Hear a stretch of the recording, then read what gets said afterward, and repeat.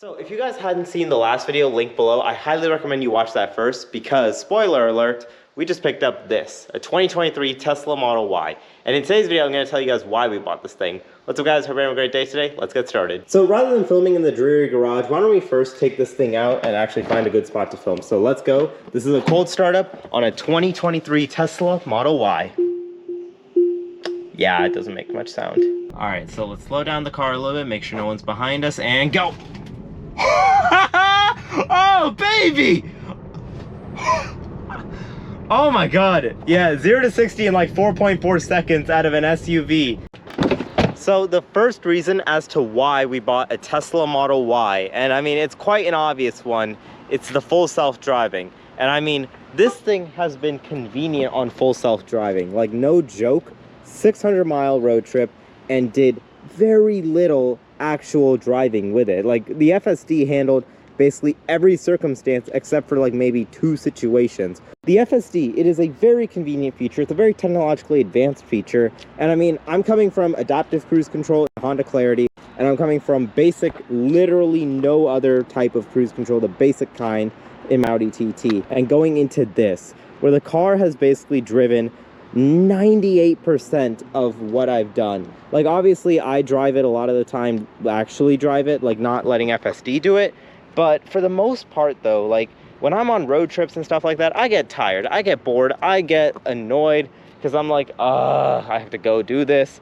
And I mean, road trips with other people is a different story obviously, but on solo trips I get very much just annoyed. Versus this car, it's the case of it'll do the work for you. You don't have to pay as much attention. You should be paying attention, obviously, but you don't have to be manually steering, manually braking, none of that.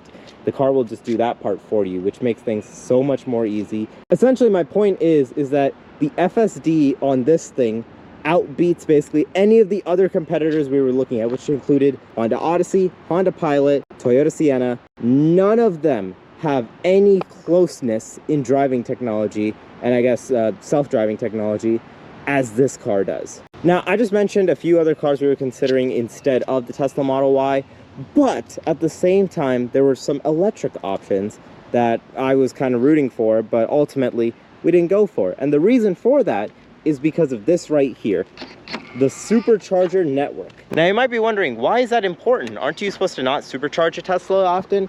And you are correct, but you also got to remember, this is going to be a car that we take on a lot of road trips. We go to Maryland a lot, we go to DC area quite a bit, and so bringing this car up there, it'll require an EV charger at least once, and so it makes more sense to go to a Tesla Supercharger where, if you guys didn't see it in the last video, they got about 1,000 miles of range within 1 hour. So you got to be there for like maybe 10 minutes, so in other words, take a small break, eat some food, go to the bathroom, that type of thing, and you're already done charging.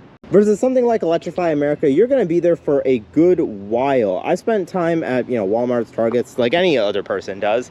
And I have to say, I've seen some people in Lucids, things like that, waiting long whiles to charge their cars. I'm talking like at least an hour, if not 2, just to charge their car in Electrify America. And I mean, half the time the Electrify Americas don't even work. Like I've seen a lot of issues with Electrify America. Versus the Tesla Supercharger network, yes, they are closing down some superchargers, but at the same time, though, it is bringing a lot of speed and a lot of efficiency on your road trips. Now, as I mentioned prior, some of the other cars we were looking at included Toyota Siennas, Honda Odysseys, and Honda Pilots, all of which have pretty great third-row seats.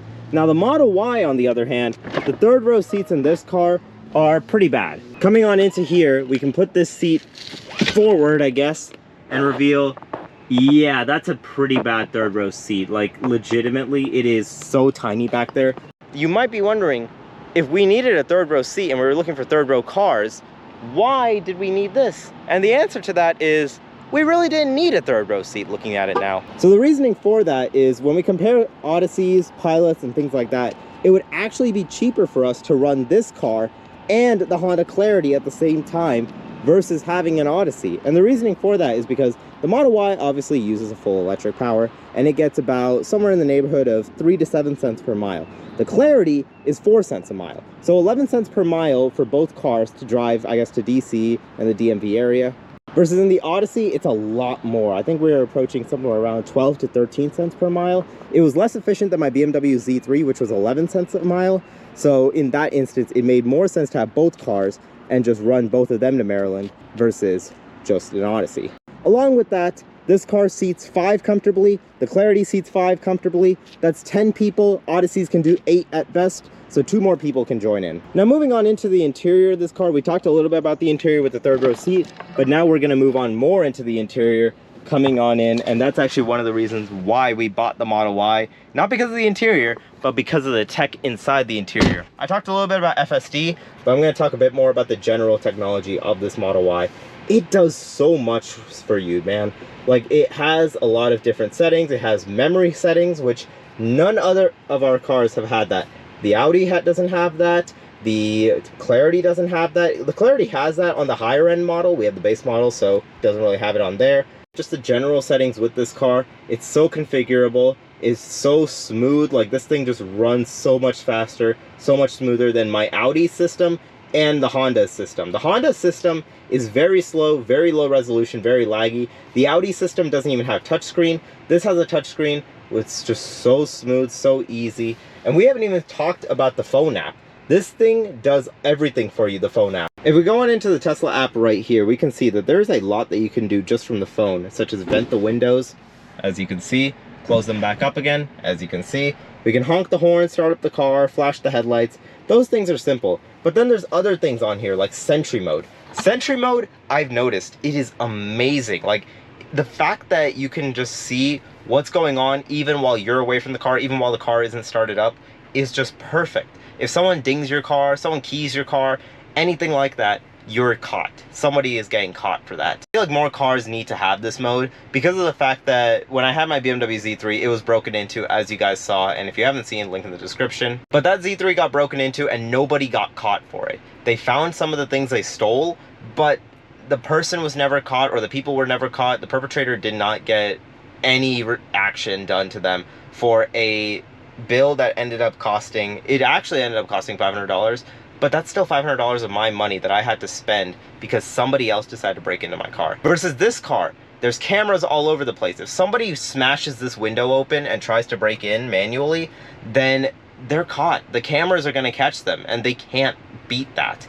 There's video footage of them doing the action and they'll be held more liable for, I guess, the repairs. But it's not just that technology, obviously. The FSD, as I mentioned, helps as well, but the premium connectivity is probably one of my favorite things. Having direct access to Spotify just makes this so much easier, so much more simple than running Bluetooth. I have Bluetooth with the TT and I have Apple CarPlay with my Clarity, and I have to say, I just like having the direct Spotify. It just makes so much more sense. It's just so much easier because you have access to your full entire feed here. If I want to go listen to some random UK grime music, I can go do that. Versus in the Clarity, it's going to take like 4 menus and a lot more interaction to do that, which while you're driving is very unsafe, as most of you can assume. But even more than that, there's a lot of general apps in here. I get a nice little arcade over here, which I can do, I don't even know, beach buggy racing or whatever it's called. I can play Stardew Valley on this thing, which I want to play Stardew Valley on this thing.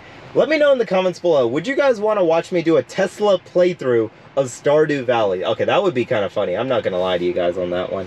But there's also other things, you know, such as you get your dash cam footage over here, you get camera access over there, navigation, that type of thing. And now a lot of these are standard, but what isn't standard...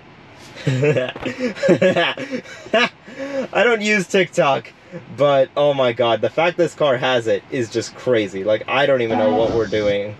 Like, oh my god. If you work a lot, you can do Zoom meetings from here, which is just crazy to say. If you want to, you know, just have some fun, you can play Stardew Valley over here, or you can do other things such as this.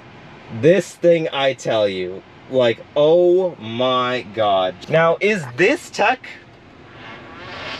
the reason why I wanted a Tesla Model Y? Absolutely not. Is it funny to have? Absolutely yes. But in general though, the technology just runs so much more smoother, it's a lot more safer, and it does a lot more things than any of the other cars we were looking at or any of the other cars we have currently. And I feel like one obvious reason that I haven't mentioned yet, but as to why we bought the Tesla Model Y, or at least this Tesla Model Y in particular, is that this car, it was a good deal. About $36,000 for a 7-seater, full self-driving with the latest version of full self-driving 4, on the latest version of autopilot, and a 2023 model that can do basically, I mean, it's doing basically everything for $36,000. I mean, it's the most that we've ever spent on a car, admittedly, but it is still doing so much for that money. In my opinion, this is probably one of the best deals that we have gotten, short of maybe my Audi TT. But I still think for $36,000, you cannot find a better Model Y. Keep in mind, when we bought this, one owner, 25,000 miles on it, full self-driving on the latest version, FSD 4, and the latest version of autopilot, which isn't important, but it's still relevant to this. Clean title, no accidents, never been in any accidents. Basically no paint imperfections. I mean, obviously we've gotten it quite a bit dirty since, but it was perfect paint, and the interior is just as perfect as you guys saw just a second ago. Again, obviously we've been using it a little bit, so it's a little bit messy, and yeah, we actually got it quite a bit messy. But when we got this thing, it was clean. When we got it, it was perfectly clean, no issues whatsoever. And I mean, there still are no issues on the interior side whatsoever. It is very, very well maintained on this inside. But I honestly think that for the money, especially from the other cars we were looking at, $36,000, which also, by the way, includes $2,000 for FSD. So we actually got this thing after all the dealer fees, all that stuff, probably close to $33,000, $34,000. Paid $2,000 for the FSD, and so here we are for $36,000. Keep in mind, some of the other cars we were looking at were either 3-row cars with no FSD, no enhanced autopilot, none of that, and they were asking for more, if not the same. Some other Model Ys we were looking at either had no 3rd-row seat, no FSD, or just in worse condition, or they were older and had the old FSD software, FSD 3. For example, one car we were looking at was $31,000, just like the asking price on this. So the only reason that's 35 something is because of dealer fees and the FSD stuff, obviously. If we're looking at asking price to asking price, $31,000 for this, $31,000 for a red Model Y that had an older version of FSD and no 3rd-row seat. That's one example right there. Another one that is still, I think, for sale is FSD 4 with about the similar mileage, no 3rd-row seat, white on white car for about $37,000, which is insane to say. So $37,000 for that after everything and the FSD as well, or $36,000 for this one after the FSD, but 3rd-row seating. And I know I keep making callbacks to the 3rd-row seating, and you might be wondering, why is that if the 3rd-row seating isn't that good? And the reason for that is because it's good to have in a pinch, you know. If one of us just can't be asked to drive and we got to go like 20 minutes out, we can stuff 7 people in this car, call it a day, and just drive with that.